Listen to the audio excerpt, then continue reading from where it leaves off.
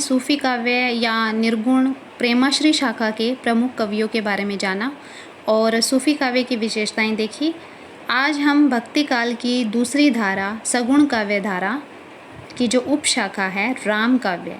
सगुण काव्य धारा की भी दो उपशाखाएं हैं, राम काव्य और कृष्ण काव्य। तो आज हम राम काव्य को देखेंगे। राम काव्य में रामानंद को राम भक्ति परंपरा के चिंतन का मेरुदंड कहा जा सकता है। उन्होंने ही सर्वप्रथम लोक भाषा में यानी कि जनता की भाषा में रचना कर्म करने की प्रेरणा दी। रामानंद जी किसके शिष्य हुए हैं? राघवानंद के। अगर पूछा जाए कि रामानंद जी के गुरु कौन थे तो राघवानंद एवं रामानुजाचार्य की परंपरा के आचार्य थे। रामानंद की दो भुजाएं यानी कि उनकी दो शाखाएं, उनके शिष्य जो भक्त हुए हैं उनकी आगे दो शाखाएं बंट गई। निर्गुण धारा, एक तो निर्गुण धारा में कबीर और सगुण धारा में तुलसीदास, दोनों ही रामानंद के जो शिष्य हैं उनमें आते हैं। रामानंद के आराध्य हैं श्री राम। वे शील, शक्ति एवं सौंदर्य के केंद्र हैं। यानी कि जो रामानंद के आराध्य श्री राम हैं वे शील, शक्ति और सौंदर्य के केंद्र हैं। रामानंद का यही प्रतिमान, उनकी यही भावना तुलसी ने रामचरितमानस में अपनाई है।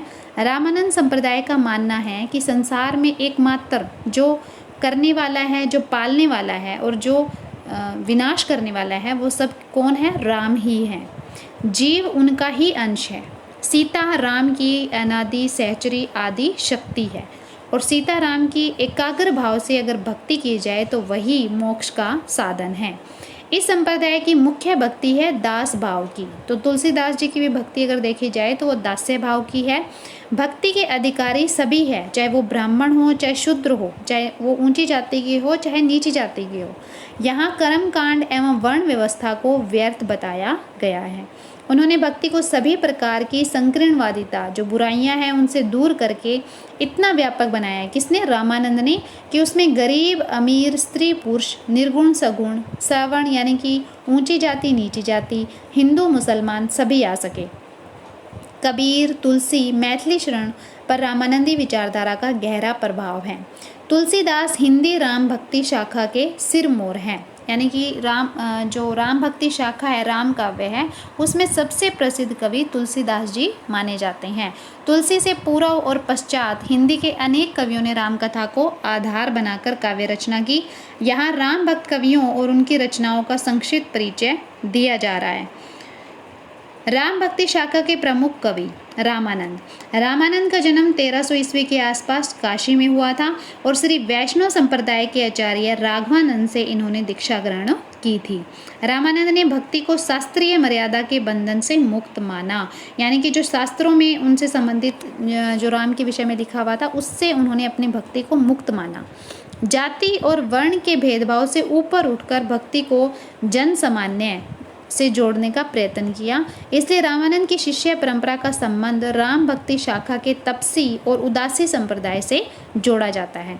वही निर्गुण भक्ति के ज्ञान मार्गी परंपरा से भी उनका संबंध संकेतित किया जाता है। राम को अपना आराध्य स्वीकार करते हुए रामानंद ने गाया कि जाति पाति पूछे नहीं कोई, हरि को भजे सो हरि का होई। रामानंद की जो शिष्यों की सूची है वो भक्त माल में दी गई है। और रामानंद संस्कृत के पंडित थे। इन्होंने अपने मत को आनंद भाष्य में प्रस्तुत किया और विशेष दार्शनिक विचारधारा को उन्होंने श्री रामार्चन पद्धति में, श्री वैष्णव मताब्ज भास्कर में प्रकट किया। रामानंद के शिष्य कौन थे? एक अनंतानंद थे और इनके शिष्य हुए फिर कृष्णदास प्योहारी। इन्होंने राजस्थान के जयपुर के निकट गलता नामक स्थान में रामानंद की गद्दी स्थापित की। किसने? कृष्णदास प्योहारी ने, जो कि अनंतादास के शिष्य थे। और अनंतानंद किसके शिष्य थे? रामानंद के। रामानंद ने ही हनुमान की पूजा आरती का तुलसीदास से पहले उत्तर भारत में विस्तार किया। उन्होंने ही आरती श्री हनुमान लला की, दुष्ट दलन रघुनाथ कला की प्रार्थना की रचना की, जो भक्तों का कंठहार बनी है। इनके अन्य ग्रंथ है सिद्धांत पटल, राम रक्षा स्तोत्र, योग चिंतामणि, श्री रामाराधन, वेदांत विचार, शिवरामाष्टक, हनुमान स्तुति आदि। इस संप्रदाय के प्रसिद्ध स्थान अयोध्या, चित्रकूट, मिथिला और काशी रहे हैं। अगले इनके प्रसिद्ध कवि हुए हैं विष्णुदास। ग्वालियर नरेश, डुंगरेंद्र सन 1424 ईस्वी के राजकवि थे। इनकी कई पुस्तकों का उल्लेख मिलता है, किंतु उनमें से जो रामायण कथा है उसको प्रमाणिक माना जाता है। इसे राम कथा से संबंधित हिंदी का प्रथम काव्य कहना अति युक्तिपूर्ण नहीं होगा। अगर राम काव्य का आदि ग्रंथ पूछा जाए या आदि कवि पूछा जाए तो वो आते हैं, आदि कवि माने जाते हैं वाल्मीकि, क्योंकि सबसे पहले प्रमाणिक जो पुस्तक के रूप में हमें मिलता है वो आदि कवि वाल्मीकि का मिलता है, रामायण, वाल्मीकि की रामायण मिलती है, लेकिन वो संस्कृत भाषा में थी। और अगर हिंदी का प्रथम काव्य पूछा जाए राम कथा से संबंधित तो वो विष्णुदास की रामायण कथा मानी जाएगी। इस पुस्तक का रचना काल 1442 ईस्वी है और इसकी भाषा भी कैसी है, प्रसाद गुण युक्त है। आगे अगर हम अगरदास जी की बात करते हैं, राम भक्त कवियों में अगरदास का नाम प्रमुख है। ये रामानंद की शिष्य परंपरा में ही हुए हैं। फिर कृष्णदास ब्योहारी के शिष्य थे ये। तो हमने एक श्रृंखला देखी है कि रामानंद के शिष्य हुए अनंतानंद और अनंतानंद के शिष्य हुए कृष्णदास ब्योहारी और कृष्णदास ब्योहारी के जो शिष्य हुए वो अगरदास हुए और आगे अगरदास के शिष्य की बात की जाए तो नाभादास हुए थे। तो कृष्णदास ब्योहारी ने जयपुर के समीप गलता नामक स्थान में जो रामानंद संप्रदाय की गद्दी स्थापित की उससे अगरदास जुड़े थे। गलता की गद्दी पर परवर्ती काल में जो शिष्य बैठे उन्होंने भी भक्ति साहित्य की विपुल मात्रा में, काफ़ी मात्रा में, अधिक मात्रा में रचना की। अगरदास 1556 ईस्वी के लगभग विद्यमान थे। अगरदास ने राम भक्ति को कृष्ण भक्ति के लोकानुरंजन के समीप लाने का प्रयत्न किया। जैसे कि तुलसीदास की रामानंद की भक्ति मानी जाए तो उन्होंने राम को लोक की रक्षा करने वाला दिखाया है, एक आदर्श नायक के रूप में प्रस्तुत किया है। और सूरदास जी ने कृष्ण की लीलाएं अधिक दिखाई है, इन्होंने राम की लीलाएं अधिक नहीं दिखाई, लेकिन अगरदास जी ने ऐसा किया था। उन्होंने भगवान राम की जो राम है उनकी लीलाएं अधिक दिखाने का प्रयास किया। राम भक्ति परंपरा में जो रसिक भावना के समावेश का श्रेय है वो इन्हीं को प्राप्त है। किनको? अगरदास को। इन्होंने सखी संप्रदाय, इनका संप्रदाय कौन सा माना जाता है? सखी संप्रदाय के लिए रास्ता साफ कर दिया। अष्टयाम, अष्टयाम होता है आठों याम, किसी की दिनचर्या का वर्णन करना। तो इन्होंने रामाष्टयाम लिखा जो इनकी सर्वप्रमुख रचना है, जिसमें सीता वल्लभ राम की दैनिक लीलाओं का चित्रण है। राम के ऐश्वर्य रूप की झांकी इन लीलाओं में स्पष्ट दिखाई देती है। ध्यान मंजरी में राम और उनके भाइयों का सौंदर्य वर्णन के साथ अयोध्या एवं सरयू नदी की शोभा वर्णित है। इनके अन्य ग्रंथ हैं राम भजन मंजरी, उपासना बामनी, पदावली, हितोपदेश भाषा आदि। और इनकी भाषा कैसी है? ब्रज भाषा है और उसमें प्रवाह के साथ शुद्धता भी है। इन्हीं अगरदास के शिष्य आगे कौन हुए? नाभादास, जिन्होंने भक्तमाल लिखी। अगरदास की कविता उसी ढंग की है जिस ढंग की कृष्ण के जो उपासक कवि है नंददास। आगे बात करें तो ईश्वरदास आते हैं। तुलसी से पहले की जो राम काव्य परंपरा है उसमें ईश्वरदास का नाम भी स्मरणीय है। ये सिकंदर लोधी के समय में वर्तमान थे। ये जितने भी अभी हमने जिन विद्वानों के हमने उल्लेख किया है वो सभी तुलसी से पूर्व के हैं। इनकी रचना सत्यवती कथा 1501 ईस्वी के आधार पर ईश्वरदास का जन्मकाल निर्धारित किया जाता है।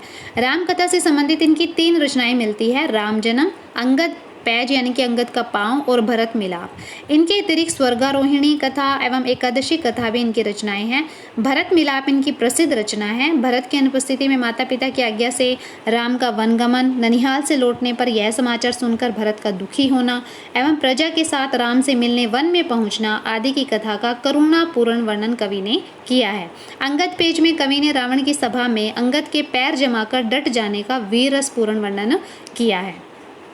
आगे बात करते हैं हम तुलसीदास जी की, जो कि राम काव्य परंपरा के सबसे प्रसिद्ध कवि माने जाते हैं। तुलसीदास राम काव्य परंपरा के सर्वश्रेष्ठ गायक एवं कवि के रूप में जाने जाते हैं। इनके जन्म काल के विषय में बहुत सारे मत हैं, लेकिन कुल मिलाकर जो सभी विद्वान मानते हैं तो तुलसीदास जी का जन्म 1532 ईस्वी में राजापुर में हुआ था और इनकी मृत्यु 1623 ईस्वी में 80 घाट वाराणसी में हुई थी। जनश्रुति के अनुसार गोस्वामी तुलसीदास के पिता का नाम आत्माराम दुबे और माता का नाम हुलसी था और मिश्र बंधुओं ने इन्हें कान्यकुब्ज कहा है। अगर ये पूछा जाए कि गोस्वामी तुलसीदास को कान्यकुब्ज मतलब किसने कहा, तो मिश्र बंधुओं ने। मूल गोसाई चरित और तुलसी चरित ये 2 ग्रंथ हैं जिनके आधार पर आचार्य शुक्ल आदि ने इन्हें सरयू पाणी ब्राह्मण माना है। तो कान्यकुब्ज ब्राह्मण तो माना है मिश्र बंधुओं ने और सरयू पाणी ब्राह्मण माना है आचार्य शुक्ल ने। तुलसी का बचपन घोर दरिद्रता एवं असहाय अवस्था में बीता था, यानी कि बहुत गरीबी में बीता। उन्होंने लिखा है कि माता पिता ने दुनिया में पैदा करके मुझे त्याग दिया, यानी कि जो अपशुगनी नक्षत्र में पैदा होने के कारण माता पिता ने इन्हें त्याग दिया था। और इनकी यह मान्य है कि तुलसी की मृत्यु तो 1623 ईस्वी में हुई थी। उनकी मृत्यु के विषय में ये दोहा भी प्रसिद्ध है कि सम्मत 1680 गंग के तीर, श्रावण शुक्ला सप्तमी तुलसी तजो शरीर। तुलसी के जन्म स्थान के विषय में भी काफ़ी विवाद है। कोई उन्हें सोरो का बताता है, कोई राजापुर का, कोई अयोध्या का, लेकिन ज़्यादातर जो विद्वान है वो राजापुर को ही मानते हैं। इनकी रचनाओं में अयोध्या, काशी, चित्रकूट आदि का वर्णन बहुत आता है। इन स्थानों पर उनके जीवन का काफ़ी समय व्यतीत हुआ होगा। बालकांड के एक दोहे में उन्होंने लिखा भी है कि मैंने राम कथा सूकर खेत में अपने गुरु के मुंह से सुनी थी। इस सूकर खेत को कुछ विद्वान सोरो मानते हैं, कुछ गोंडा जिले का सूकर खेत भी मानते हैं। तुलसी के गुरु का नाम पूछा जाए तो बाबा नरहरि दास था। माता पिता के द्वारा छोड़ दिए जाने पर इन्होंने तुलसी का पालन पोषण किया और ज्ञान भक्ति की शिक्षा दीक्षा दी। तुलसीदास का विवाह दीनबंधु पाठक की कन्या रत्नावली से हुआ था और उनसे अधिक प्रेम होने के कारण उनकी पत्नी ने एक बार उनकी भर्त्सना की कि लाज ना आई आपको दोरे आयु 7। तब इनकी पत्नी द्वारा इनकी आलोचना करने पर तुलसीदास जी जो सांसारिक विषय थे उनसे विमुख होकर इन्होंने प्रभु प्रेम की ओर, राम की जो भक्ति है उनके प्रति उनकी उन्मुखता हो गई। गोस्वामी तुलसीदास ने रचित 12 ग्रंथ प्रमाणिक माने जाते हैं। इनके दोहावली कवि जो काफ़ी इम्पोर्टेंट है, तो आपको ये सभी याद भी रखने पड़ेंगे कि दोहावली, कवित रामायण जिसको कवितावली भी बोलते हैं, गीतावली, रामचरितमानस, रामाज्ञा प्रश्न, और इनकी ख्याति का मूल आधार है रामचरितमानस, विनय पत्रिका, रामलला नेच्छू, पार्वती मंगल, जानकी मंगल, बरवे रामायण, विराग्य संदीपनी, श्री कृष्ण गीतावली। रामचरितमानस की रचना गोसाई जी ने 1574 ईस्वी में प्रारंभ की। जैसा कि उनकी तुलसीदास जो है हिंदी के अत्यंत लोकप्रिय कवि है, उन्हें हिंदी का जातीय कवि भी कहा जाता है। उन्होंने हिंदी क्षेत्र की मध्यकाल में 2 भाषाएं अधिक प्रचलित थी, अवधी और ब्रज, दोनों में उन्होंने काव्य रचनाएं की। एक अन्य महत्वपूर्ण बात यह है कि उन्होंने मध्यकाल में व्यवहृत प्राय सभी काव्य रूपों का उपयोग किया, यानी कि उन्होंने मुक्त काव्य भी लिखे, उन्होंने प्रबंध काव्य भी लिखे। केवल तुलसीदास की ही रचनाओं को देखकर समझा जा सकता है कि मध्यकालीन हिंदी साहित्य में किन किन काव्य रूपों में रचनाएं होती थी। उन्होंने वीरगाथा काव्य की छप्या पद्धति, विद्यापति और सूरदास की गीत पद्धति, गंग आदि कवियों की कवि सवैया पद्धति, रहीम के समान दोहे और बरवे, जायसी की तरह चौपाई दोहे के क्रम में प्रबंध काव्य रचे। रामचंद्र शुक्ल के शब्दों में कि हिंदी काव्य की सब प्रकार की रचना शैली के ऊपर गोस्वामी जी ने अपना ऊंचा स्थान प्रतिष्ठित किया है। यह उच्चता और किसी को प्राप्त नहीं है। तुलसीदास ने अपने जीवन और अपने युग के विषय में हिंदी के किसी भी मध्यकालीन कवि से ज़्यादा लिखा है। तुलसी राम के सगुण भक्त थे, लेकिन उनकी भक्ति में लोक की उन्मुखता थी। वे राम के अन्यन भक्त थे, राम ही उनकी कविता के विषय है। कई प्रकार के काव्य रूपों में उन्होंने राम का ही गुणगान किया है, किंतु उनके राम परम ब्रह्म यानी कि भगवान होते हुए भी मनुज है, मानव है और अपने देश काल के आदर्शों से निर्मित है। वस्तुतः रामचरितमानस के प्रारंभ में ही तुलसी ने कौशल पूर्वक राम के ब्रह्मत्व और मनुजत्व की सहज स्थिति के विषय में पार्वती द्वारा शंकर से प्रश्न करा दिया है और रामचरितमानस की पूरी कथा शंकर ने पार्वती को उस शंका के निवारण के अर्थ में ही सुनाई है। तुलसी ने वाल्मीकि और जो भवभूति के जो राम थे उनको पुनः प्रतिष्ठित नहीं किया है। उन्होंने रामचरितमानस में जिस राम को निर्मित किया है वो ईश्वर होते हुए भी ऐतिहासिक स्थितियों के आधार पर व्यक्ति है। वे अपार मानवीय करुणा वाले, गरीब निवाज है, दरिद्रता रूपी रावण का नाश करने वाले और जंगल की आग से भी जो भयंकर पेट की आग है उसको बुझाने वाले हैं। तुलसी के राम तुलसी के व्यक्तिगत संघर्ष और उनके युग की विषमता के आलोक में प्रकाशित है। तो तुलसीदास ने जो कलयुग का वर्णन है वो विशेष रूप से कवितावली और रामचरितमानस के उत्तरकांड में किया है। दरिद्रता, रोग, अज्ञान, कामासक्ति आदि कलयुग के प्रभाव है। तुलसी ने महामारी, अकाल, बेरोजगारी आदि का भी मार्मिक वर्णन किया है अपने ग्रंथों में। और कवितावली में लंका दहन के प्रसंग में आग लगने का जो वर्णन है वो अनेतर दुर्लभ है, ऐसा कहीं और देखने को नहीं मिलता। चूंकि तुलसी ने अपने जीवन में अभावग्रस्तता और भूख का अनुभव किया था, इसलिए वे लोक में व्याप्त जो गरीबी है उसका बहुत तीव्रता से अनुभव करके दुखी हुए हैं, इसलिए उन्होंने राम को गरीब निवाज और पेट की आग को बुझाने वाला कहा है। इसलिए उन्होंने दरिद्रता को जगत का सबसे बड़ा दुख बताया है। और तुलसीदास ने अपनी कविता में नारी जीवन के भी विविध चित्र खींचे हैं। उन्होंने नारी के प्रति अपार करुणा का भाव दिखाया है। मध्यकाल में शायद ही किसी अन्य कवि ने नारी की जो पराधीनता है, जो गुलामी है, उसका उल्लेख इतने स्पष्ट तौर पर किया है। पराधीन सपने सुख नाही के कई मंथरा संवाद और शूर्पणखा प्रसंग यह प्रकट करते हैं कि वे इस देश की नारियों को अनेक रूपों को जानते हैं। तुलसी नारी निंदक ही नहीं, नारी सौंदर्य से अत्यंत प्रभावित रचनाकार भी है, किंतु वे रीतिकालीन रीतिबद्ध कवियों के समान नारी को केवल भोग्य की वस्तु चित्रित नहीं करते। उन्होंने सीता की जो वंदना की है वह कन्या, माँ और प्रिया तीनों रूपों में है। जनक सुता, जगजननी जानकी। तुलसीदास ने तत्कालीन सामंतों की भी, उस समय के जो सामंत है उनकी लोलुपता पर भी प्रहार किया है। उन्होंने अकाल महामारी के साथ साथ प्रजा से अधिक कर वसूलने की भी निंदा की है। और उन्होंने तुलसीदास ने आदर्श व्यवस्था का स्वप्न ही नहीं देखते, उनके अनुसार वे अपने पात्रों को गढ़ते भी हैं। सिर्फ उन्होंने आदर्श व्यवस्था का सपना ही नहीं देखा था, बल्कि उन्होंने अपने पात्रों को भी आदर्श के रूप में गढ़ा है। जैसे वो राम को आदर्श राजा, पुत्र, भाई, पति, स्वामी, शिष्य, सीता को आदर्श पत्नी और हनुमान को आदर्श सेवक के रूप में चित्रित करते हैं। वस्तुतः राम के प्रति उनकी उन्मुखता तुलसी का सबसे बड़ा आदर्श और मूल्य है। राम से विमुख होकर सभी संबंध उनके लिए त्याज्य हैं। और रामचरितमानस या अन्य काव्यों में तुलसीदास ने कथा के मार्मिक स्थलों की पहचान करते हुए उन्हीं अंशों का अधिक विस्तार दिया जो मार्मिक है, अर्थात जिसमें मनुष्य का मन देर तक रम या रस मगन हो सकता है। जैसे पुष्प वाटिका प्रसंग, राम वन गमन, दशरथ मरण, भरत की ग्लानि, वन मार्ग, लक्ष्मण शक्ति। किसी स्थिति में पड़ा हुआ पात्र कैसे चेष्टा करेगा, इसे जानने और चित्रित करने में तुलसी अद्वितीय है। वे मानव मन के कुशल चितेरे हैं। चित्रकूट के राम और भरत मिलन के अवसर पर जो सभा जुड़ती है उसमें राम, भरत, विश्वामित्र आदि के वक्तव्य मध्यकालीन शालीनता एवं वचन रचना का आदर्श प्रस्तुत करते हैं। तुलसीदास जिस प्रकार ब्रज भाषा और अवधी दोनों भाषाओं पर समान अधिकार रखते हैं, उसी प्रकार प्रबंध और मुक्तक दोनों की रचना में भी कुशल है। वस्तुतः तुलसी ने गीतावली, कवितावली आदि में मुक्तकों में कथा कही है। डॉक्टर रामविलास शर्मा के अनुसार रामचरितमानस में तुलसी की करुणा समाज के प्रति है और विनय पत्रिका में स्वयं के प्रति है, अपनी आत्मा के प्रति है। तुलसी की काव्य कला, उनकी नाद योजना अत्यंत महत्वपूर्ण है। वे वर्णानुप्रास यानी कि अनुप्रास के कवि हैं। उन्होंने बोली विशेषतः अवधि शब्दों में संस्कृत शब्दावली को ऐसा घुलाया है कि पूरी पदावली अवधि के ध्वनि प्रवाह में ढल जाती है। यानी कि वैसे तो उन्होंने अवधि भाषा का प्रयोग किया है, लेकिन उसमें संस्कृत शब्दावली अधिक है, इसलिए वे हिंदी के सर्वाधिक स्मरणीय कवि है। उनकी पंक्तियाँ हिंदी भाषी जनता की बोली में घुल मिलकर भाषा का मुहावरा बन गई है। कोई भी शब्दकार इससे बड़ी सिद्धि की कल्पना नहीं कर सकता। तुलसी भक्त है, लेकिन उनके राम तक पहुंचाने वाला रास्ता इसी लोक से होकर जाता है, इसलिए वे महान लोक संग्रही कवि हैं। फिर हम आगे बात करें तो नाभादास जी आते हैं। गोस्वामी तुलसीदास के समकालीन उनके समय के राम भक्तों में नाभादास का नाम विशेष रूप से उल्लेखनीय है। वे अगरदास के शिष्य थे।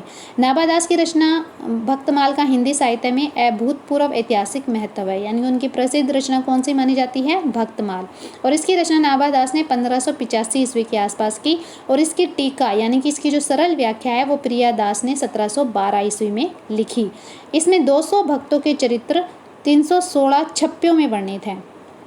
इसका उद्देश्य तो जनता में भक्ति का प्रचार था, किंतु आधुनिक जो इतिहासकार, हिंदी का इतिहास लिखने वाले लेखक हैं, उनके लिए हिंदी साहित्य के इतिहास का महत्वपूर्ण आधार ग्रंथ सिद्ध हुआ। अवश्य इसमें भक्तों के चरित्र का वर्णन चमत्कारपूर्ण है, किंतु उसे मध्यकालीन वर्णन शैली के रूप में ग्रहण करना उचित है।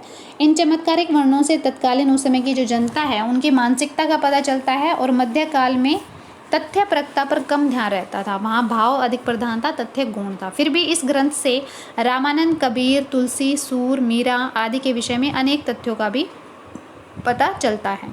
इन्होंने रामकथा से संबंधित काव्य लिखा। इनके लिखे 2 अष्टयाम मिलते हैं। केशवदास ने भी रामचंद्रिका लिखी है। वैसे केशवदास का समय तो भक्ति काल है, पर इनकी प्रवृत्तियाँ है वो रीतिकालीन कवि के समान है। तो इस प्रकार तुलसीदास ने राम भक्ति काव्य को इतना उत्कर्ष प्रदान किया कि आगे के कवियों के लिए नवीन जो रचनाएं लिखना लगभग समाप्त सा हो गया। यह भी सच है कि तुलसी के पश्चात राम भक्त कवि अधिक नहीं हुए। चलिए अब हम राम जो काव्य है उसकी विशेषताएं देखेंगे।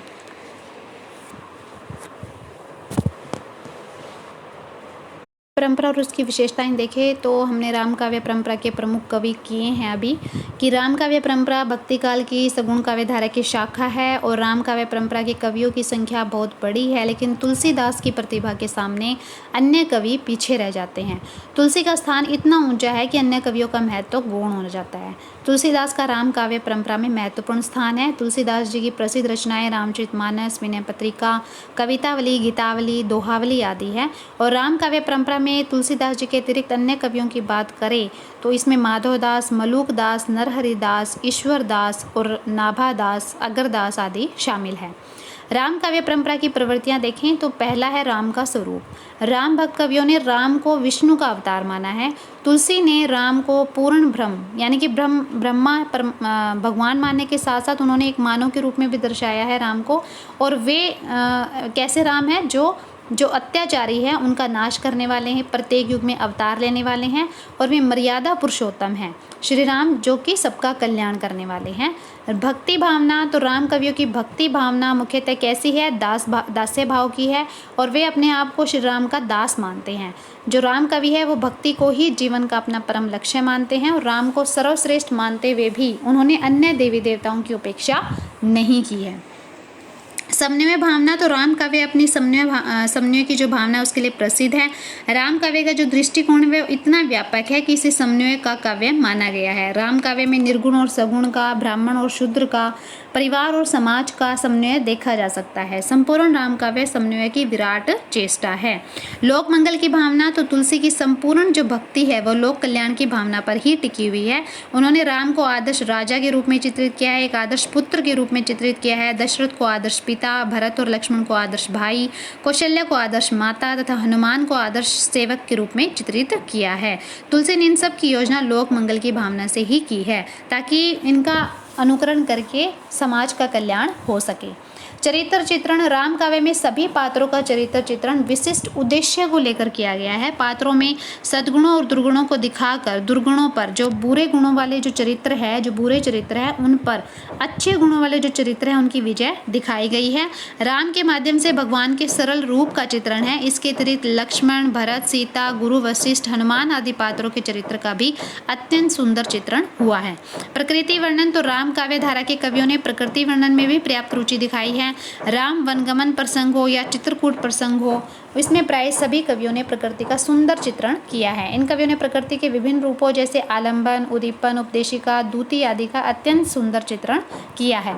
युगीन समस्याओं का चित्रण, तो एक सच्चा साहित्यकार वही होता है जो युगीन समस्याओं और परिस्थितियों की अवहेलना नहीं करता। तो राम काव्य धारा के कवियों ने भी उस समय की जो परिस्थितियाँ थी, समस्याएं थी, उनको अपने काव्य में उनका चित्रण किया है। उस समय समाज सगुण और निर्गुण की उपासना पद्धतियों में उलझा हुआ था। तो तुलसीदास ने सगुण और निर्गुण के विषय में कहा है कि दोनों में कोई अंतर नहीं है, चाहे आप किसी भी भाव से भक्ति करें। तुलसीदास ने उस समय के समाज में जो बुराइयां थी, जो नारियों का शोषण होता था, जो किसानों की बुरी अवस्था थी, अकाल, बाढ़ और भूख से त्रस्त थे सभी लोग, उसका वर्णन भी उन्होंने अपने काव्य में किया है। छंद और अलंकार योजना, राम काव्य धारा के कवि हैं उन्होंने दोहा, सोठा, चौपाई, सवैया आदि छंदों का सुंदर प्रयोग किया है तथा अलंकारों में यमक, श्लेष, अनुप्रास, उपमा, रूपक आदि का प्रयोग किया है। रस योजना, तो राम काव्य का प्रमुख रस भक्ति रस माना जाता है और शांत रस है। अधिकांश राम कवियों ने इन्हीं रसों को प्रमुखता दी है। इसके अतिरिक्त श्रृंगार रस, वीर रस आदि का भी सफल प्रयोग हुआ है। भाषा शैली की बात की जाए तो राम कवियों की प्रमुख भाषा ब्रज और अवधी भाषा है। इन भाषाओं के अतिरिक्त भोजपुरी, बुंदेली आदि का भी मिश्रण, आदि के शब्दों का भी मिश्रण इसमें मिलता है और लोकोक्तियों तथा मुहावरों का भी सुंदर प्रयोग है। इस प्रकार हम देख सकते हैं कि राम काव्य धारा का भक्तिकालीन साहित्य में महत्वपूर्ण स्थान है और राम काव्य धारा के जो कवि है उन्होंने राम की भक्ति पर बल दिया। उन्होंने लोक मंगल और समन्वय की भावना से साहित्य की रचना की और राम कवियों का काव्य उच्च कोटि का काव्य है।